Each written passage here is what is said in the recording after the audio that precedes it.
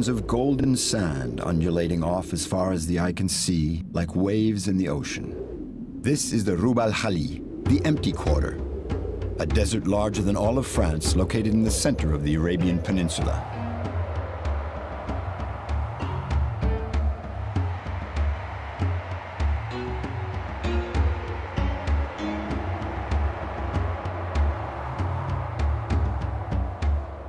This was the birthplace of Islam, in an oasis tucked away in one of the world's cruelest deserts, but which opens onto both the Red Sea and the Indian Ocean.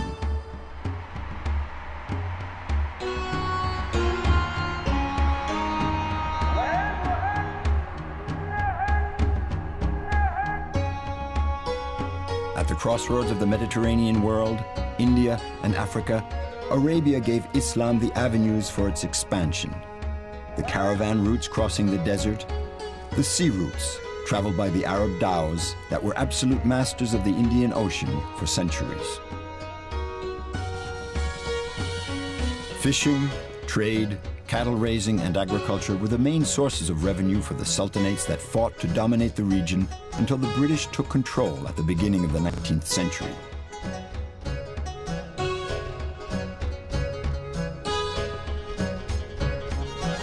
The discovery of the first oil fields in 1932 ushered in a new age for the region. The exploitation, rather modest at first, accelerated greatly towards the end of the 1950s. In a few years, the world of the Bedouin dissolved in a sea of petrodollars. 7 sultanates, including Abu Dhabi and Dubai, became independent and formed the United Arab Emirates. For the newly founded federation, as for Oman, which also became independent in the early 1970s, it was the beginning of a new era. The age-old trade routes were abandoned, and cities of glass and steel sprouted up from the desert sands.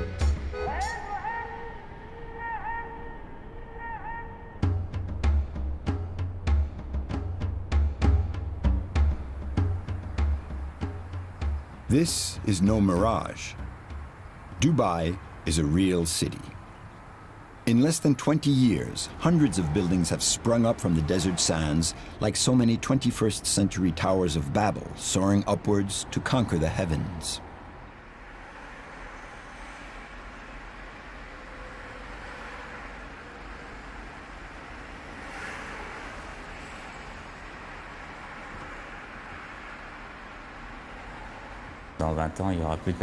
The oil will run out in 20 years. The government wants to build a city on the scale of Hong Kong, Singapore or Shanghai. And they're also aiming to increase the population and attract international tourism to Dubai. With the construction of the Burj Al Arab, the Arab Towers Hotel, the Emiratis have found their Eiffel Tower. As soon as it was completed in 2004, this sail-shaped 7-star hotel was adopted as the symbol of the Sultanate. But don't think of visiting it. The hotel is off-limits, unless you can afford to reserve a room there. Luxury tourism is one of the trademarks of Dubai, but it's no longer the only market the authorities are targeting. The proof is that they've managed to lure a huge cruise ship into the waters of the Persian Gulf. This is a first. The Classica has even made Dubai its winter home port for the cruises of the Emirates and the Sultanate of Oman.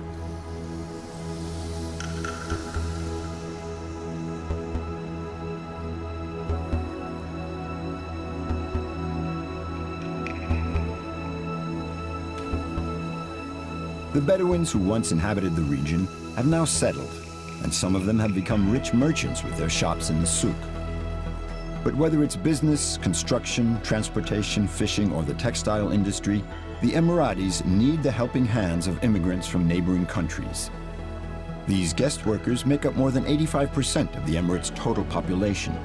In a word, they are the ones who keep the economy running.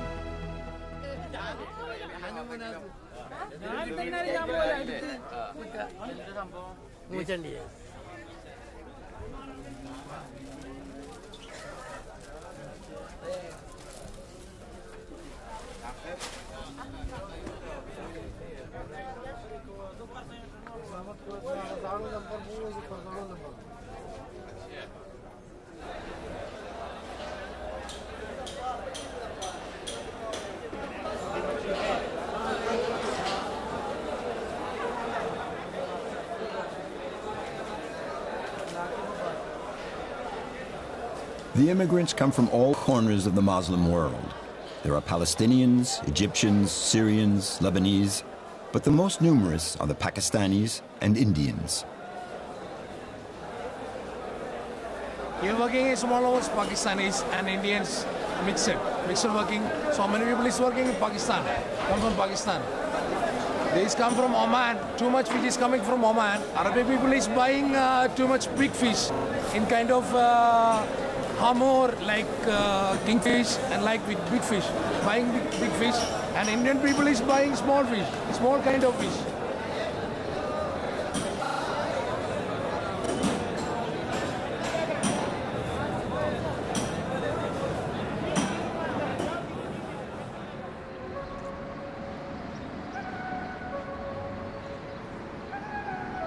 Far from the bustling crowds of the fish markets and souks, the pure lines of the Emirate Towers stand out against the blue sky, a twin statement of the country's ambitions for the future.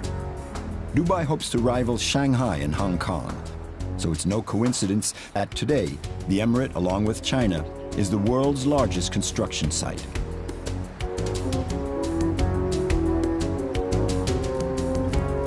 To carry out this ambitious program, they of course have to resort to a lot of imported labor and brainpower. European and American architectural offices have set up shop in Dubai to be in pole position for the new building projects that are being launched here almost every day.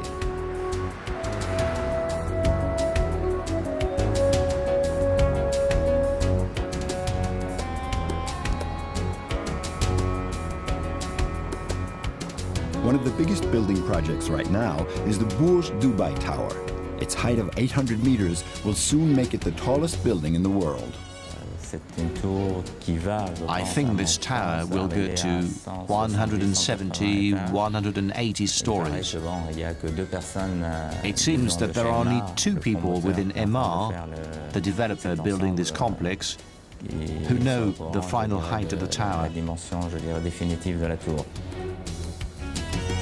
No project is too far out for Dubai. Gigantic towers, artificial islands like the Palm Islands that will soon house 22 hotels and 400 villas. Or the world, which will form a map of the world on the surface of the sea, thus offering millionaires the possibility of buying England, France, or Australia. Mehdi lives part-time in both Paris and Dubai. His office was awarded the contract for a gold souk that will be built at the foot of the Burj Dubai Tower.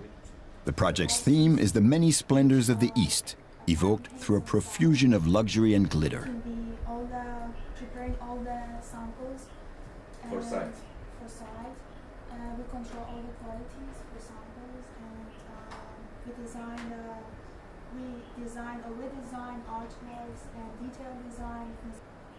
I think that Dubai will continue developing up until 2015, 2020, because they've realized that the hotels, housing and offices won't be enough. So they've embarked upon a new direction now, building water parks, huge leisure complexes, so that anyone coming to Dubai will have enough to keep them busy. D'équipement pour passer le temps.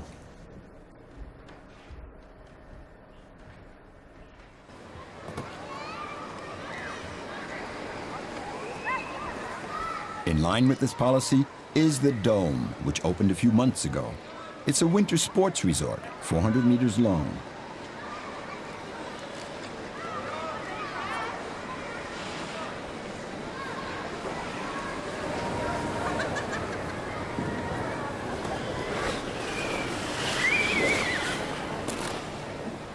The Emiratis themselves are not flocking to the slopes yet. They're watching the show from the shopping mall. Most of the customers are Europeans living in Dubai or immigrants working in other Gulf countries. We enjoyed a lot, quite fun. Children are enjoying, all the adults are enjoying. We feel very fun while coming to Dubai, and we enjoyed here very much.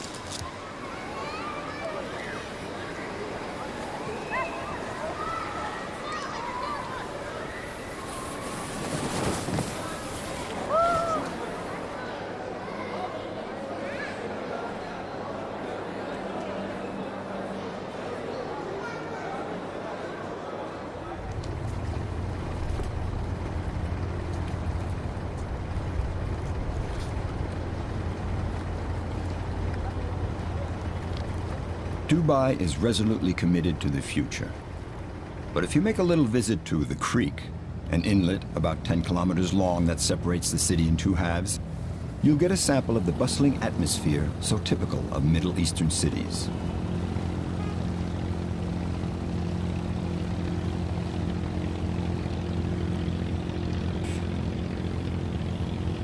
As the day draws to a close, dozens and dozens of abras, small wooden taxi boats, bob along like tiny insects at the foot of the buildings lining the shores of the creek.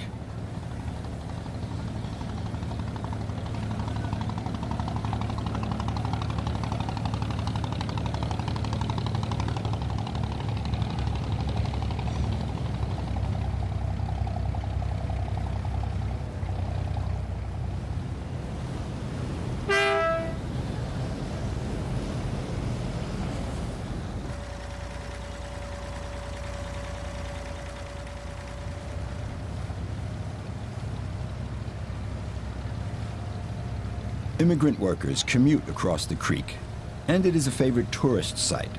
It's also the channel where the dhows arrive, the broad-beamed ships that have been transporting cargo across the Indian Ocean for centuries. The dhows belong to Dubai's big ship owners and merchants, but the crew is usually from Pakistan.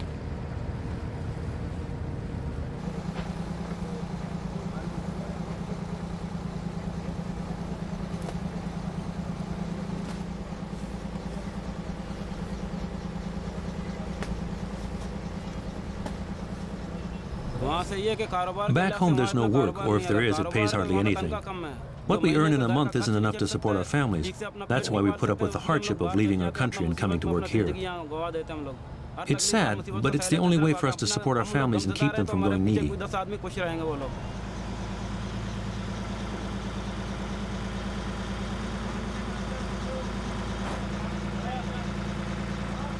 On the route to Somalia, we sometimes run into pirates. What they're mostly after is the navigation instruments and the life jackets, everything on board that ensures our safety.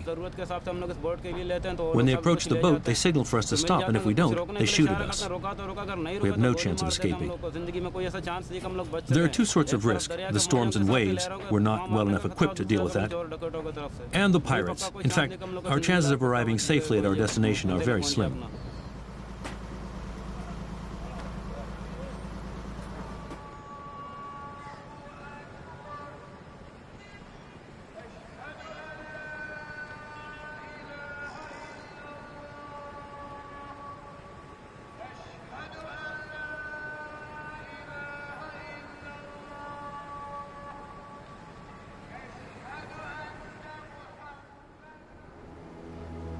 The next morning, we head out of Dubai.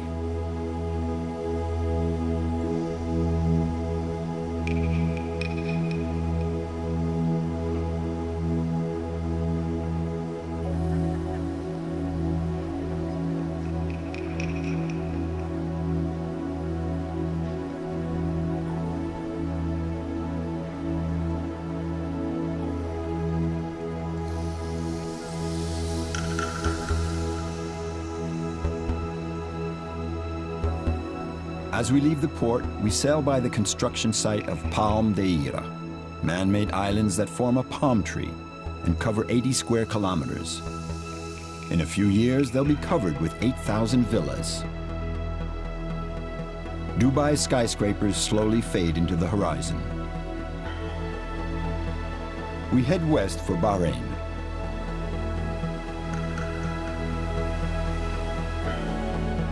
While the Classica follows her route across the Persian Gulf, life on board slips into its cruising mode.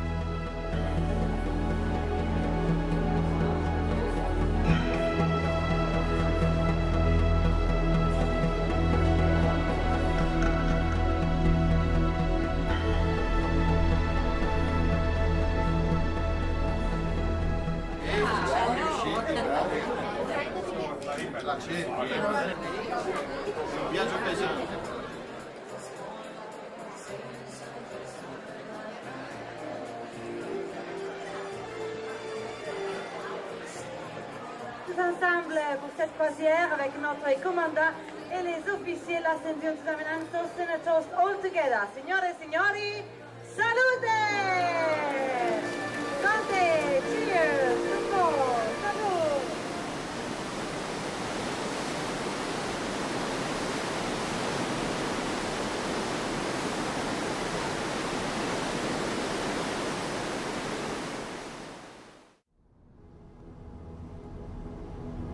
When morning comes, we're approaching Manama, the capital of Bahrain.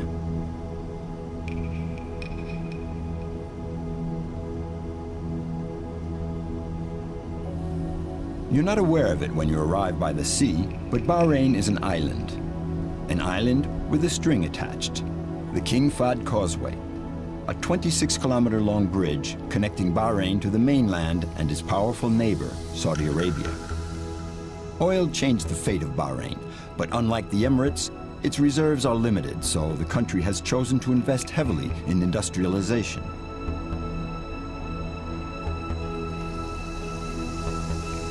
Revenue from black gold has not gone to growing a forest of skyscrapers above the low houses of the city. Manama is not Dubai. Yet one gets the feeling that all the Gulf capitals are engaged in a kind of unspoken contest to build the highest and/or most extravagant building in the world. And Bahrain is certainly in the running.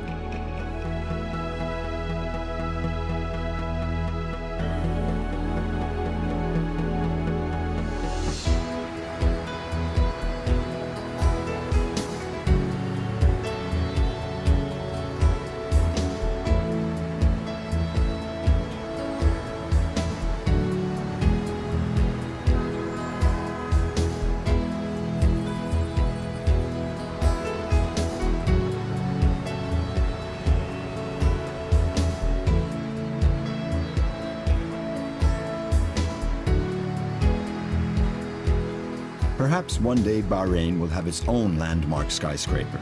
But in the meantime, this monument, a pearl displayed in its setting, is the best evocation of the country's history.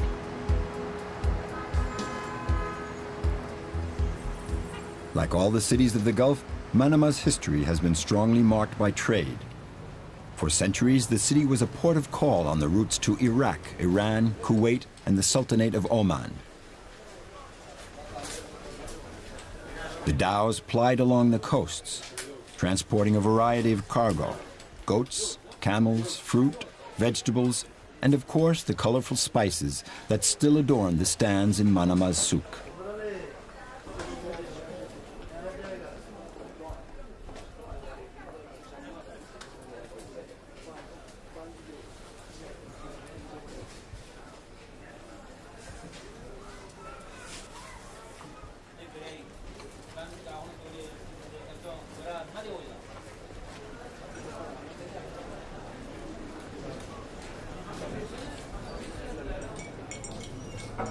Well before the discovery of oil, Bahrain drew its wealth from another natural resource that goes back to ancient times. The mixture of fresh water from underground rivers with the brackish water where oysters thrive gives rise to a particular condition that gives the pearls of Bahrain matchless colors and luster. The arrival of Japanese cultured pearls in 1960 was naturally a staggering blow for the market. But for the jewelers of the souk, the finest pearls in the world are still those from Bahrain.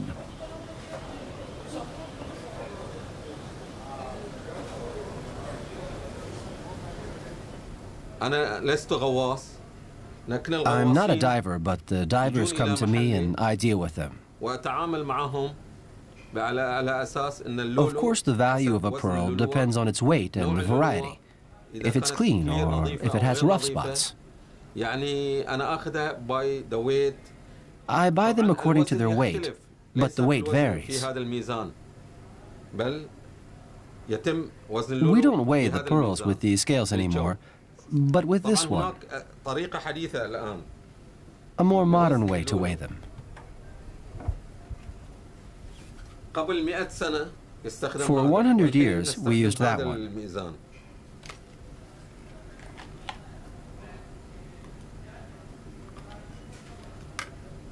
Now we weigh them like this. You have to have experience. You have to look at the pearl and observe if it shines. Does it have any rough spots or blemishes? Is it nice and round? This one, for example, has a few flaws, but I have others that are perfect.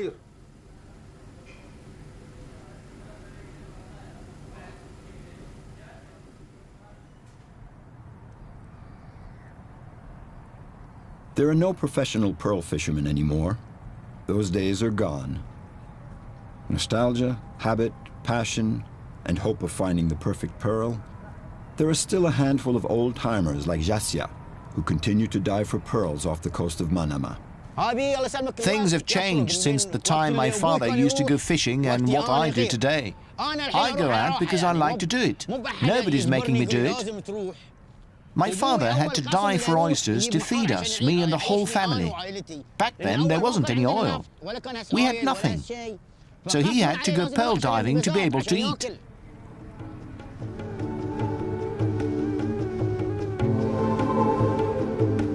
In the heyday of the pearl industry, in the 1930s, more than 2,500 dhows, the traditional boats of the Gulf, would head out from the ports of Bahrain every day. Superstition, a real knowledge of the seabed, each captain would take his boat to his own favorite and secret spot. Wherever the spot, there were always dozens of divers piled into each one of the boats, and they did their dives in shark-infested waters. We leave from here to go out fishing. We go for an hour and a half. Sometimes we dive down 4 or 5 meters. You take the oysters, come back up, then go back, down again. When you're down there, you don't pick and choose. No, you take everything. When you're down there, you can't tell which oyster might have a pearl. That's up to God. Maybe the pearl is in the one you leave behind. So you take everything within reach. Sometimes you can gather 300 or 400 oysters and not find a thing. Other times, out of 100 or even 50, you can come up on a pearl that could net you 4,000, 5,000 dinars. That much in one single oyster. Of course, I have my secret spots, but I don't tell anyone about them. You can't just go and tell someone, go to such and such a spot and you'll find oysters. That's out of the question.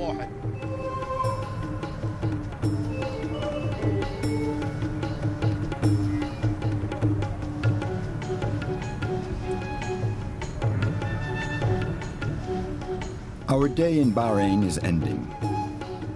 Passengers are back on board, and the Classica continues its voyage through the Persian Gulf.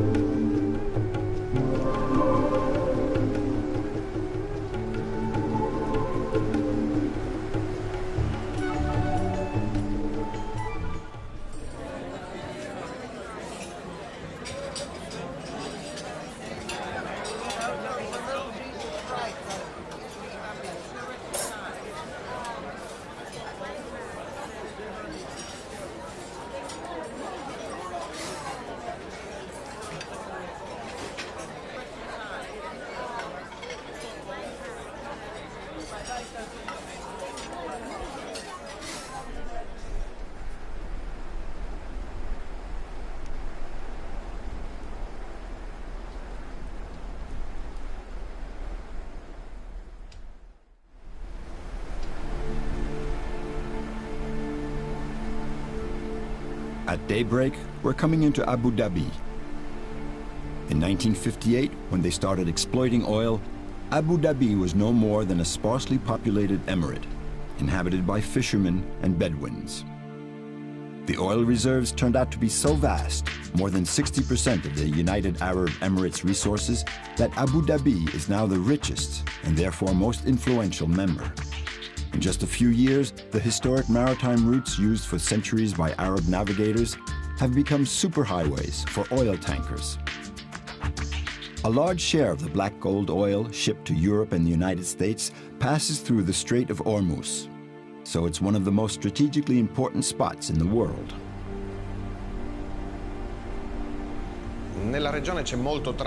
There's a lot of sea traffic in this region. most of it oil tankers.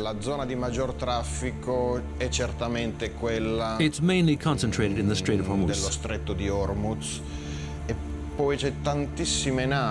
good number of ships just anchor south of the Strait of Hormuz. At any given time, there is an average of 100 to 120 tankers anchored in that zone. They stay there and offload the cargo onto smaller ships. Yes, it's a zone where there's a lot of traffic. The economic and financial stakes involved in oil are so important for both the producer and consumer countries that despite the tensions and conflicts that have plagued the region, the zone around the Emirates has always enjoyed a relative calm. But the danger is ever present, and the risks were surely carefully weighed and evaluated when the Classica was preparing to come and offer its cruises in the region. Logicamente, se guardiamo l'area un po' in generale. Yes, in a strictly logical sense, you could consider this to be a risk zone. This region could very well be the target of a terrorist attack, that's true.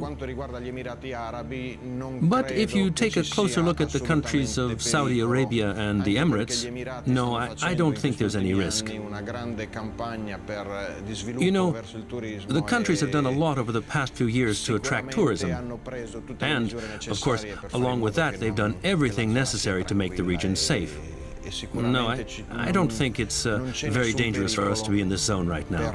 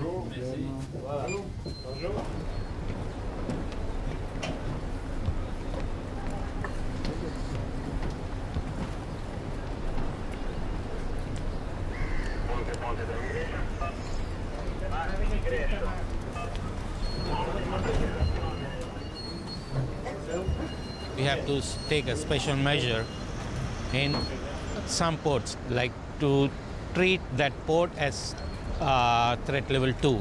We have all the security measures concerning threat level 2, so we increase our security. We keep one security, one guard at the back of the ship, and then front. The water side is monitored. There is a special fence outside, so no vehicles can come closer. Everything is monitored.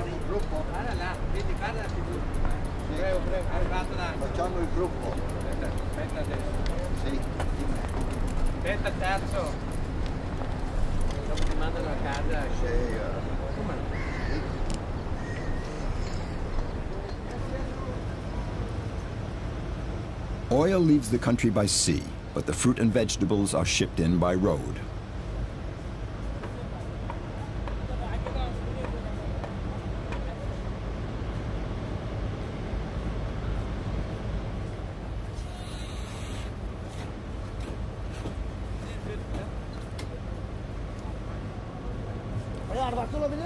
Every day, hundreds of trucks from Kuwait, Syria, Lebanon, and Jordan cross the Arabian desert.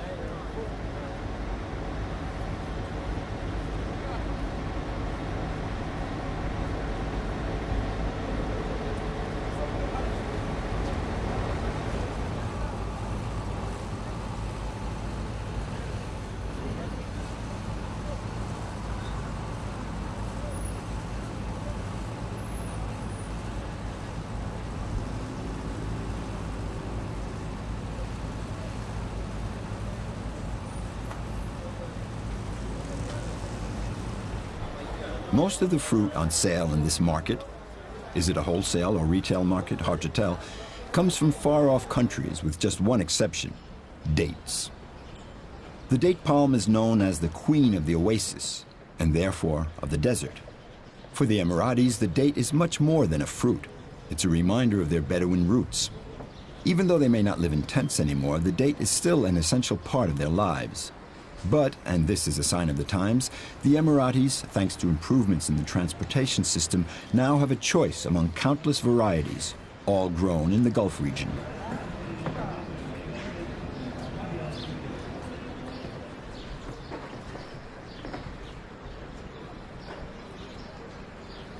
We import from Saudi Arabia, Oman, and Iraq, Iran. Yeah, we have the Abu Dhabi dates like this, the black one. Yeah. No, and the packets like the packets.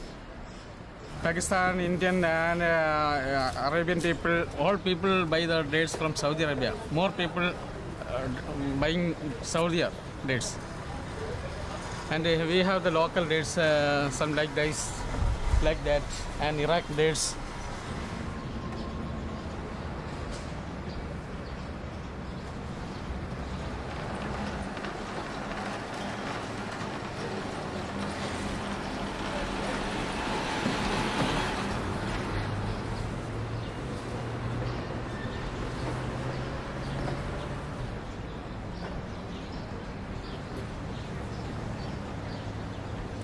It took 10 years for Abu Dhabi to recover from the sociological shock caused by the sudden influx of oil wealth and to change from a society rooted in the Middle Ages to a modern one. 10 years before the population began to get their piece of the action, which had previously remained firmly in the hands of the ruler. This doesn't mean that Abu Dhabi has become a democratic society. The standard of living has improved immensely, but that doesn't apply to the immigrant workers who still make up 80% of the population. The fact is that despite appearances, Abu Dhabi has maintained a tribal way of life. The sovereign is all-powerful. His subjects respect him, venerate him, and pray to God that he may continue enriching the members of his tribe. Abu Dhabi is the largest and most populated emirate. It's the keystone of the Union and the main economic power. And this is thanks to the modernization policy undertaken by our sovereign, His Majesty Sheikh Khalifa bin Zayed Al Nahyan. May God protect him.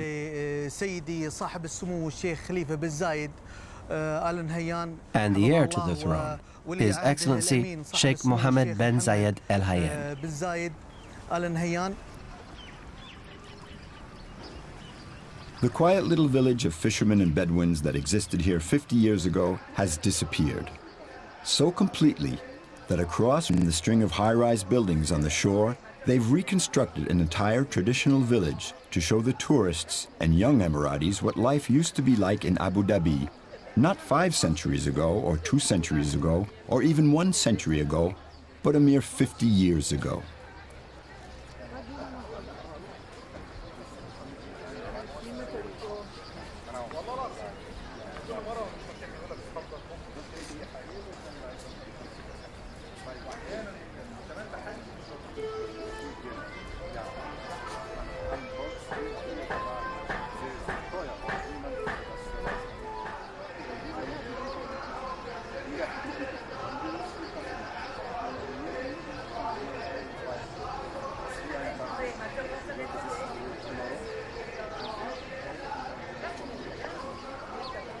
Even the United States, which is often cited as an example of rapid development, never underwent such a drastic change.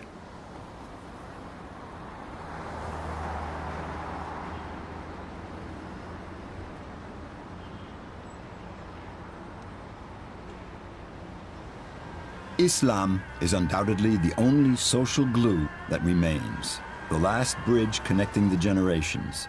The muezzin's cry calling the faithful to prayers, which in the old days would be carried off by the desert winds, now echoes off the glass facades of the buildings surrounding the mosques.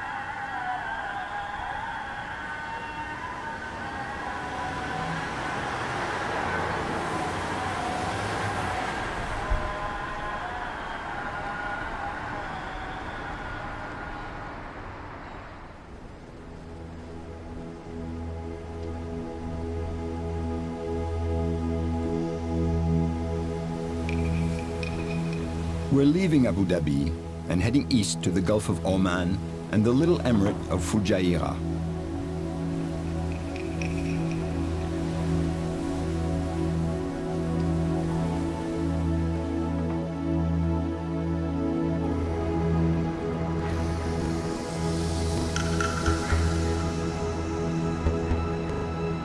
Dubai, Manama, Abu Dhabi. Discovering each one of these leading cities of the Middle East is rather disconcerting in the end. Of course, one admires the architectural wonders, but it's something like visiting an exhibit where all the works were produced from the same mold. The old cities with their time-honored history have a soul that's missing from the new cities that are only a few decades old. What will they be like in a century? Only time will tell.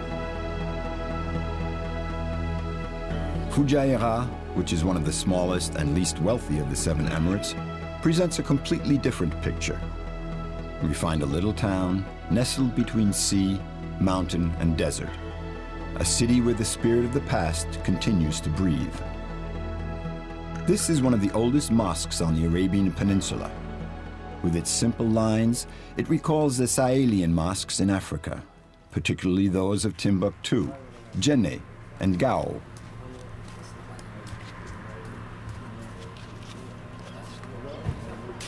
Now.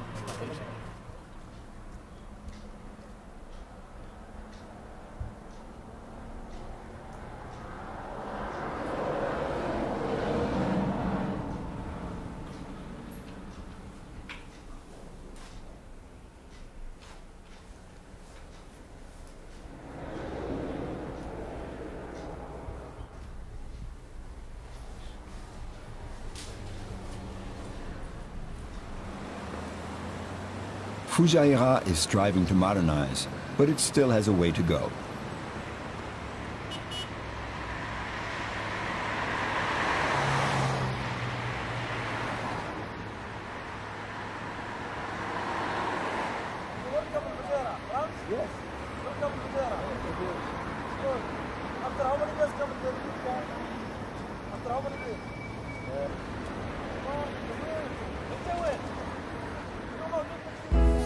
The city's true riches lie elsewhere. In this fortress, symbol of the local chieftain's power before Fujairah became a British protectorate. There's a project underway to reconstruct the village that once surrounded the fortress using traditional materials and methods.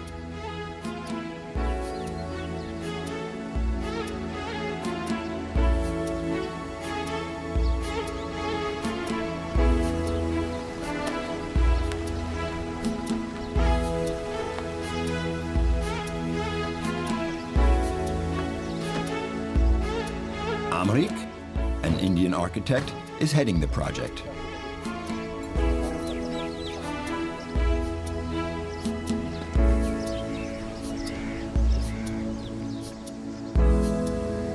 The people of 100 years age are still living here. We approach them from the museum. The staff of a museum, we go to them, we ask them how it was and what it was. And obviously, first building was the fort only. That was for defense purpose, and in the emergency time when there was some troubles or in some fightings, the ruler family used to live inside the fort.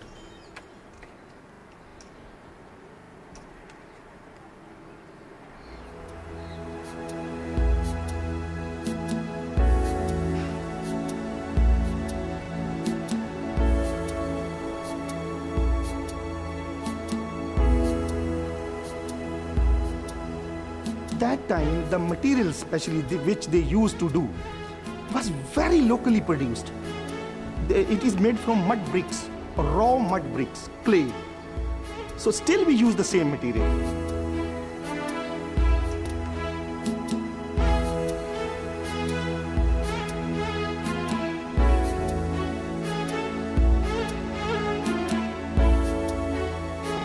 The flat roofs which you see around here are meant for the royal family. But these hut type houses, they call it kareen. In Arabic, they call it kareen. So these houses were especially for the servants who were working for the sheikh. But when the family is extended, but they have more children, the children used to spend some time with the servants or with the guards in these houses.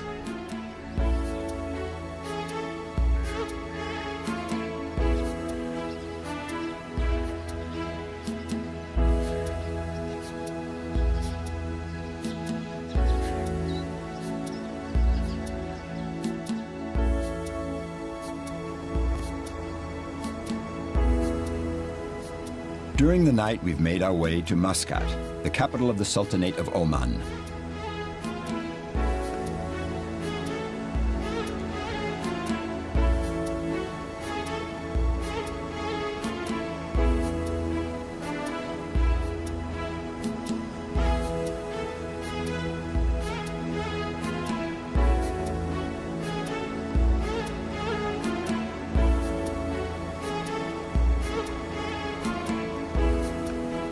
In the early morning light, Muscat looks like something straight out of a pirate story, or the voyages of Sinbad the Sailor, a hero of the 1001 Nights.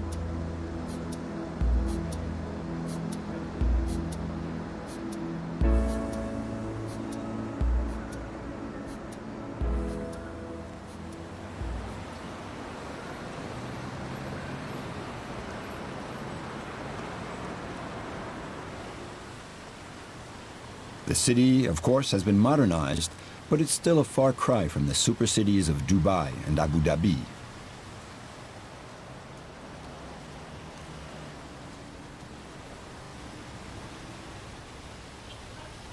In Muscat, the white buildings don't soar to challenge the heavens, but are harmoniously and respectfully integrated into the existing cityscape.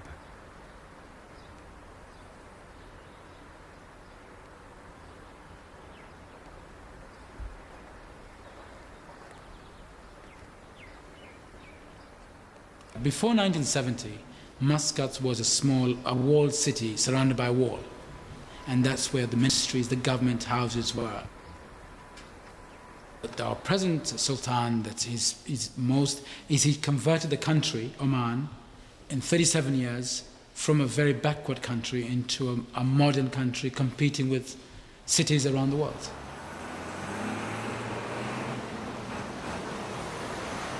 Now today, Muscat is different. It's a metropolis. It's opened up different areas. And I think the progress of the cities is great. The history is rich. Going back 150 million years, the dinosaur age to date. That's why we try to keep it a good blend of tradition and our culture, which is the same as it was before.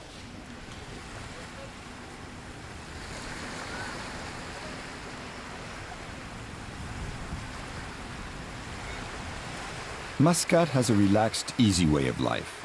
You can feel it wherever you go, along the beaches, as well as in the Mutra fish market, the city's fishing port and business center.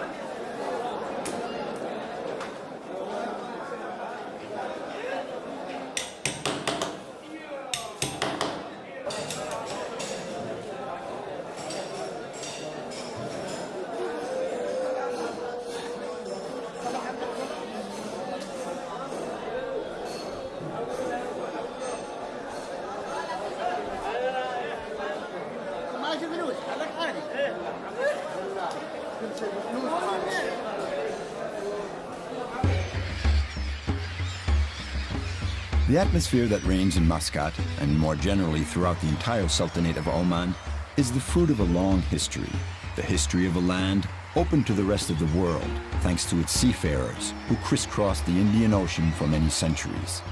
In the 18th century, Muscat even possessed an African empire, with Zanzibar in East Africa as its prized possession. Muscat still has traces of those exchanges with the world, like here in the Indian style of the houses along the Mutra waterfront.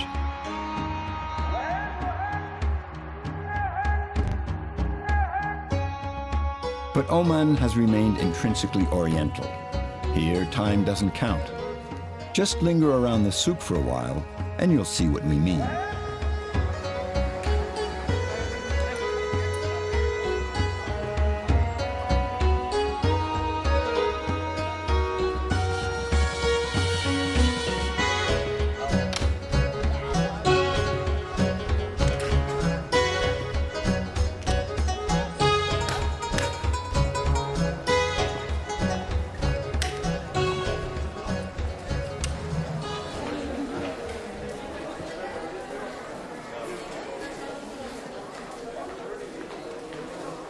The Mutra Souk is much more than a market where one buys Indian silks or incense from Dhofar province.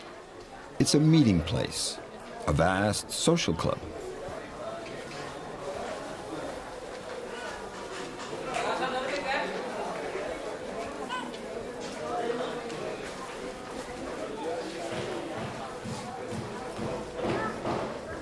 The aisles of the Mutra Souk are like an echo of the maritime routes that connected Oman to the rest of the world down through its long history.